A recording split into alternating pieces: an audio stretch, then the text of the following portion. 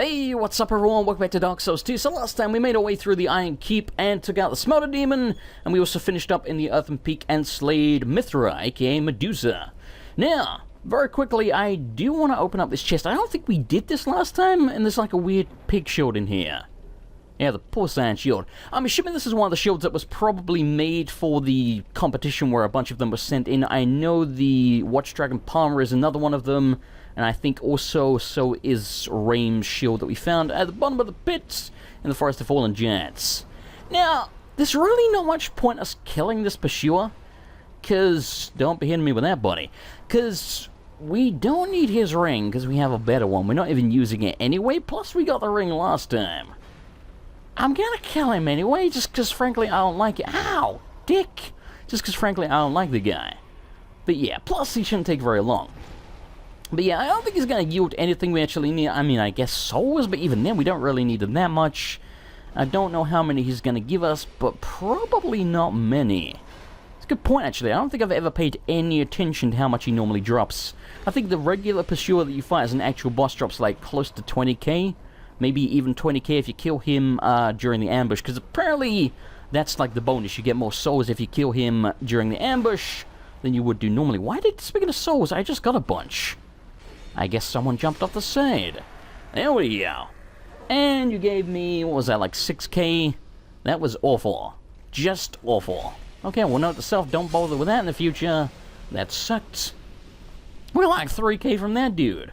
Okay, let's see if we can summon these guys. Now, I very much doubt we can just go back through the Smelter Demon boss room because we've already killed him, and there's probably going to be a focal come up there because we're summoning. But you don't need to kill... Oh, shit, holy crap. And yeah, this dude's over here, and he will just ambush you right away. And he's kind of killing me. Okay, don't give him a chance, just die. Thank you. But yeah, you don't need to kill the Smelter Demon to get to the Iron King.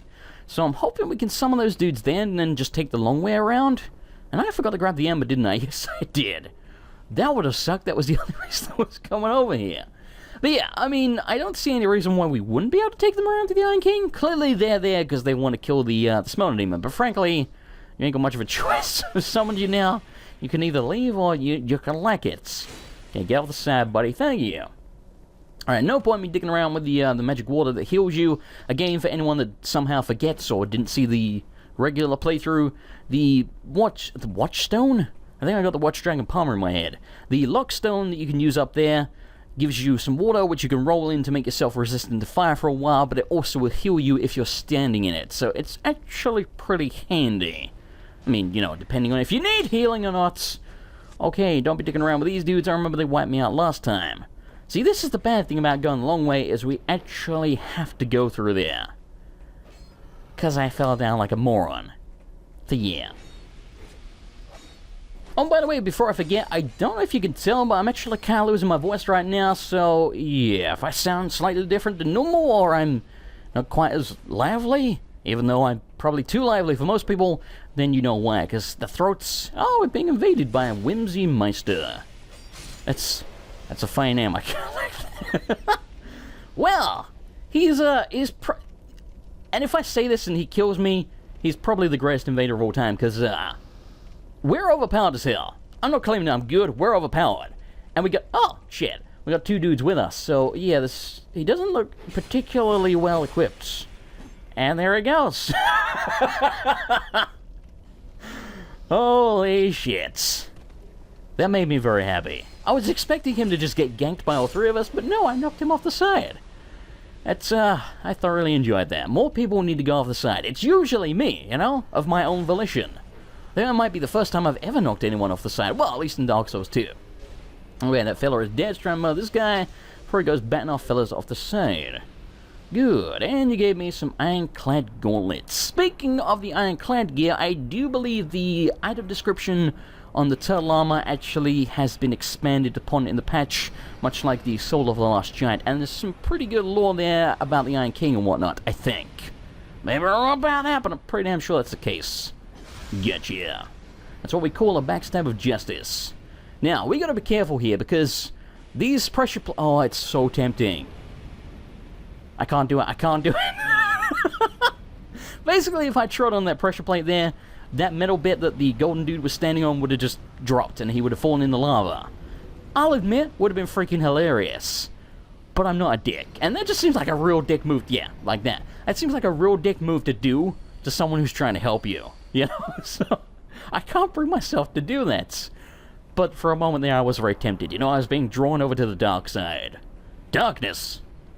Okay, now, it's going to be dude up on the left. I don't think there's any extra enemies around here. I remember there's one more. I think that might be it between us and the Iron King. I forgot that that kind of makes a step forward. That was kind of scary. I mean, we weren't really close to falling in the lava, but it felt like we were. And yeah, the whole, like, sword beam on that's not that powerful. You kind of need to make sure you actually hit them with the regular attack as well. Otherwise, it's kind of frankly shitty. Now, I would like to try and lure this dude into the blade, but with two fellas standing behind me, it's probably going to be kind of a clusterfuck in here, so let's just kill the guy. Here we go. That guy's got a chest hat on. We got a large turret shot. Thanks. Okay, just keep rolling through the fire. I believe that's a lightning short bow. We don't need that. Nobody got time for that. Alright, there's one more turtle guy on the rats. I'm going to ignore him for now. Now, this you may remember I mentioned is a ginormous empty room. However, on New Game Plus, if we eventually get up the ladder, oh look! It's a Red Phantom in freaking turtle gear. Oh, now you're mine. Damn! That felt good. This chick's never actually killed me, but as you can see from the bloodstains, she does hit very hard and actually pretty quick. So yeah, she's incredibly dangerous. So I just make sure I never give her a chance. And if you're good at parrying, or at least you get lucky, or something like that, then she shouldn't be a problem. Okay, before we go light the fire, let's go use this so we turn off all of the flames around here, because frankly, I do not trust myself nor my summons. There we go, bonfire GeDoSaTo.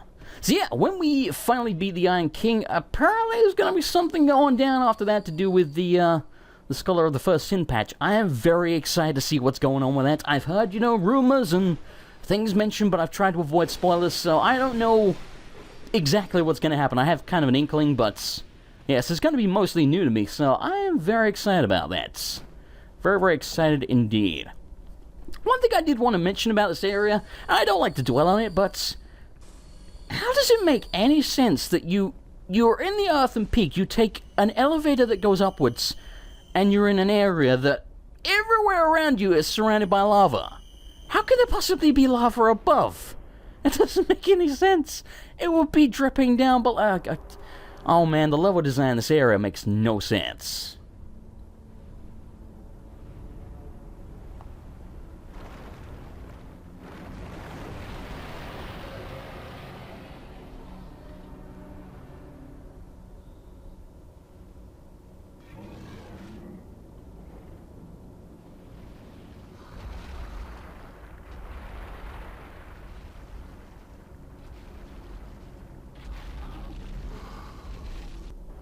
Holy shit, I just realized I'm a mage, and I have two dudes with me.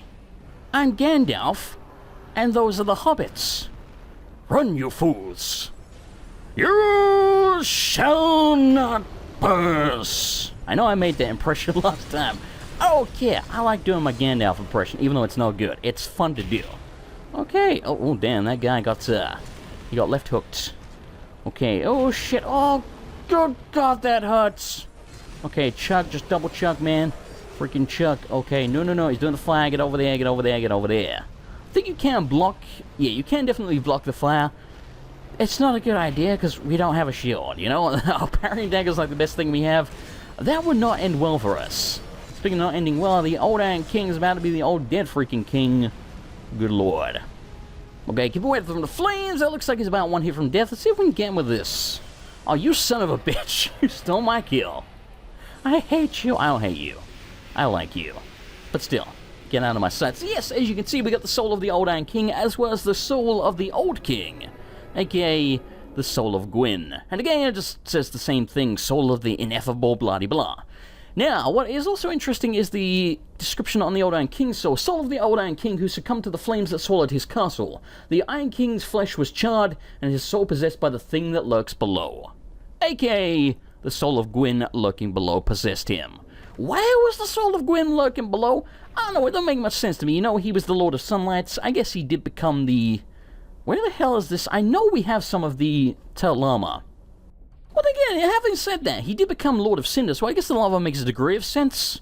I don't know. Anyway, the Ironclad soldiers were minions created by the Old Iron King. Their life granted by an enchantment of souls. By now, this is again an iron husk and fit to wear. Once the Old Iron King could have unraveled the greater mysteries with the aid of his great soul, but he was led astray by his enormous fortune, becoming nothing more than a vulgar hedonist. Or hedonist? I don't know how to say that word. But yeah, that's very interesting. That kind of makes it sound like he was in possession of Gwyn's soul before he became a monster. And it was just, you know, his inability to control it, I guess. I don't know. It's very interesting. Anyway, let's line up this puppy, and we're...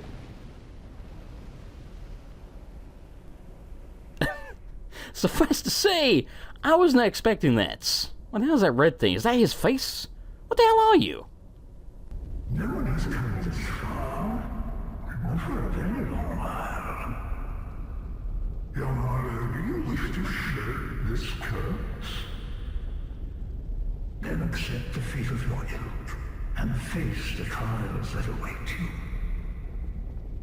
And yes, you have already joined the Crestfallen. No? Young Harlow, there are but two paths. Inherit the order of this world, or destroy it. I picked Destroyer.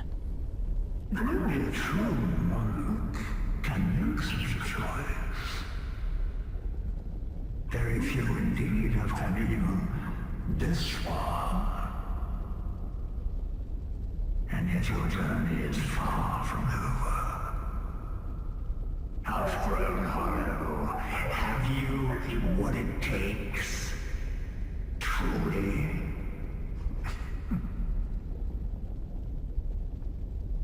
Young Harlow, seek after Vendrick. He who almost became a true monarch. The Vendrick is certain to guide your way. Fledgling Harlow, may we meet again? Goodbye, Satan. It's been a pleasure. Okie dokie. So, what I do know about him is that apparently at some point he's going to ask us some questions, and we need to say yes. I don't know what these questions are going to be, or what saying yes actually entails, other than the fact if we don't say yes, we won't get the alternate ending. So, yeah, that's the extent of my knowledge about this guy. I don't know anything else, I don't know what the ending actually is. I have no idea, but that was very cool. I also noticed that was the same voice actor as the dude who, oh no, his name, the Sinner guy. Right outside of the boss fight with the Prowling Magus. Okay, well, we should do some leveling up whilst we're here, I guess. You are blessed, bearer of... I know. I feel like there's something else I'm forgetting to buy, but I don't know what. And Fighting Faith is quite good, but I guess we'll get more for now. But yeah, I remember there was one spell we needed like 35 for, but I think that was Dark Greatsword and we lowered the requirements anyway, but I guess we don't really need to put our stats into anything else, so we'll go with that for now. Okay, so here's the question. What do we do next? Do we go straight to Dragonlight Castle, carry on the main story? Do we go do some of the DLCs like the Old Iron King DLC, which I know people are itching to watch me die to the fume a million times again? I guess what we'll do for now, since we've had the old Pale Drake Silver quite a long time, and I think we have some more mushrooms. They're not even mushrooms, are they? They're, branches. I don't know why, they're mushrooms in my brain. We have some more branches. I'm pretty damn sure we do. Anyway, I'd be very surprised if we don't. So yeah, let's go destonify this guy. He will drop us the Fang Key, then we can use that to go save Weaponsmith Ornifex, aka the Crow Demon, and then we can use her to actually make us a Moonlight Greatsword, which, yes, as I mentioned, is going to be nowhere near as good as the Red Iron Windblade, because it's the Red Iron Windblade. It's incredibly dangerous. But yeah, just to mix it up with, oh shit, just to mix it up, we'll use the Moonlight Greatsword, at least a little bit. And yeah, if we do, that means we kind of have to switch back to using regular sorceries, but you know, we can mix and match, we can switch it in and out, don't really matter. Okay, let's go save Ornifix very quickly. I guess whilst we're here, we could probably go speak to Holy Diver Gandalf as well, but I usually like to do all three of those, like, together when we're gonna fight the Darklurker, and yes, we will kill the Darklurker. I guess we could technically pretty much do that now since, you need access to Dragon Lake Castle, and we've just about received that. But we ain't in there yet, so... I'm wondering... oh, shit. I can't really decide, and apparently these guys are also really resistant to dark. I had no idea. But yeah, I can't really decide if I want to go do the DLCs now, if I want to just do side stuff, I guess DLC kind of is, or if I should just carry on and go straight to Dragon Lake Castle. I guess I'll... Well, here's the thing. Because I record ahead of time, it's going to be, you know, a few extra days before you guys see this video. And I can pretty much tell a lot of people are going to say the DLC anyway. So I guess that's probably going to be what we do next, since I pretty much know that's going to get the most votes. So yeah, I guess we'll do the Iron King DLC, then the Ivory King, and then maybe we'll do the Sunken King, but we already did that. I'm trying to think, like, what extra stuff there is in New Game Plus there. I don't think there's much. So maybe there ain't much point in doing that. Again, I don't really know. But yeah, I guess we'll do the Old Iron King DLC next. Hello? Thank you for helping me. I am Ornifex. I owe you some form of thanks, but have nothing for you at the moment. If it would not trouble you, could you visit my abode just down the way?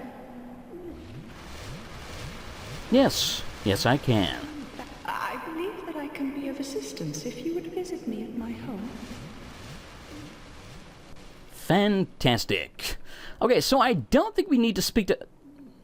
Apparently there's Booty there, that's really annoying. But yeah, I don't think you need to speak to her more than once. I'm sure just the one time makes her move to Brightstone Cove, but I like to exhaust her dialogue just to make sure, because I like Brightstone Cove. I don't want to have to make 2 trips here, you know? We have to come back here a bunch anyway. And yeah, speaking of coming back here, again, we're going to avoid using boss souls besides the old Peldrake one, so that when we finish up the game, we've done pretty much everything, we can just come to Ornifex and Straight, and we can look at the descriptions on the souls and whatnots, and that way anything that's changed, we can get a, you know, a good grasp of it, pretty much all in one go.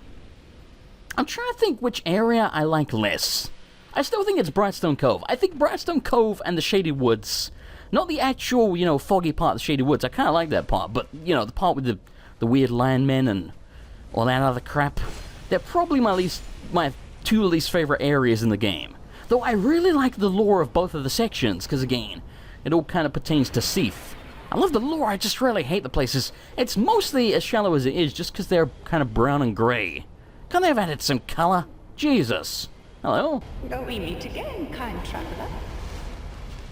This is my workshop.